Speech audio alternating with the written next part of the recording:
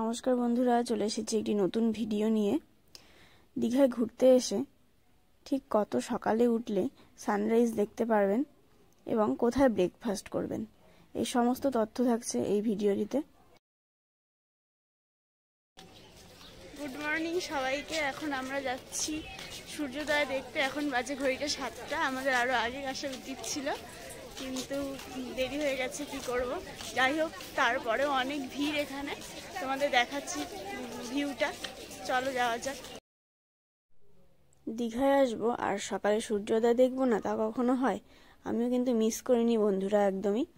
তো আমরা কিন্তু অনেকটা দেরি হয়ে গেছিলো, তারপরেও গিয়ে দেখছি ওখানে প্রচুর ভিড়, মানে বলার বাইরে। তখন কেবল দোকানপাটগুলো খুলছে, অত সকালেই দোকানগুলো খুলে যায়, মূলত ডাবের দোকানগুলো। ওইদিকে দেখতে পেলে মিত্র ক্যাফে। এটা হলো দীঘা জয় জগন্নাথ ছাতু লস্যি। এখানে আপনারা সকালে ব্রেকফাস্ট করতে পারেন। এবার এখানে আছে চায়ের দোকান, জলের দোকান, আরও অনেক কিছু সকালে ব্রেকফাস্ট করার মতো প্রায় অনেক কিছুই রয়েছে এখানে।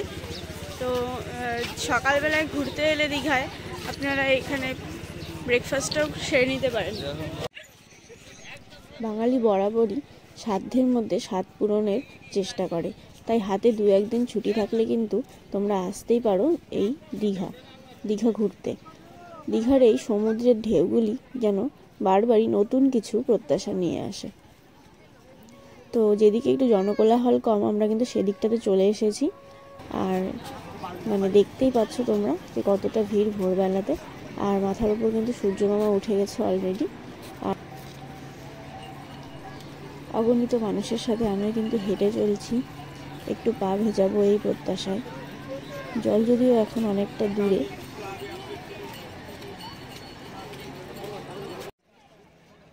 ভোরবেলায় এই দীঘাতে এসে সূর্য উদয় দেখার যে একটা সৌভাগ্য, এটা কিন্তু সবার হয় না।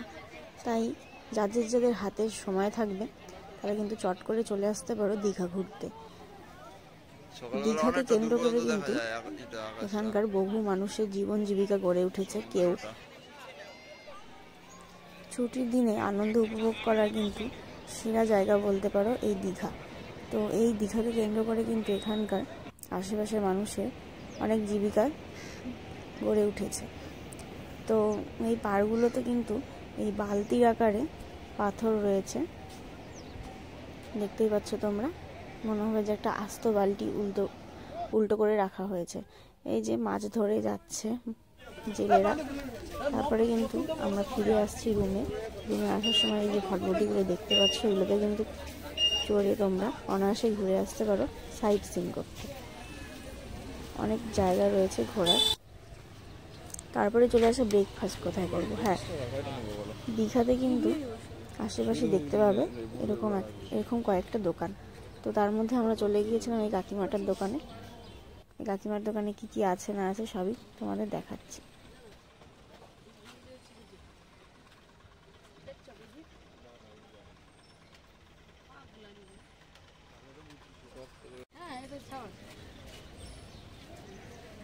কি কি বিক্রি হয়? কচুরি, আলু পরোটা, ডিম টোস্ট, বাটার টোস্ট, মুড়ি, ঘুগনি। এপাশে চলে আসে বসা। হ্যাঁ, আলু পরোটা কত করে? 35 টাকা পিস, তরকারি দিয়ে। এই যে আলুর পরোটাটা বা ভাজছে আর কি, তো এটা কিন্তু একটার দামই 35 টাকা মতো পড়ে যাবে। তো তার সাথে ঘুগনিও দেবে। এই আলুর পরোটাটা অনেকটা মোটা, যেটা একটা খেলেই অনেকটা পেট ভরা থাকবে অনেকক্ষণ পর্যন্ত। এখানে চা হচ্ছে, তো দুধ চা, লাল চা সবই কিন্তু একই রেট, 10 টাকা। তো আমরা কিন্তু ঘুগনি আর মুড়ি নিলাম। তো এবার আমাদের দিচ্ছে আর কি।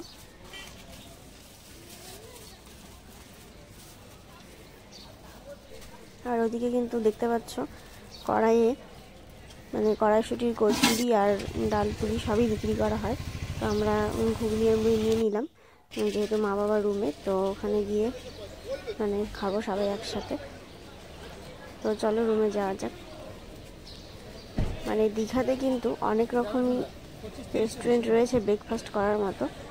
আমি মনে করি যে রাস্তার ধারের দোকানগুলোই বেশি টেস্টি আর ফ্রেশ জিনিসপত্র পাওয়া যায়। তো রুমে চলে এসে কিন্তু এই যে ঘুগনি আর মুড়ি নিয়েছি।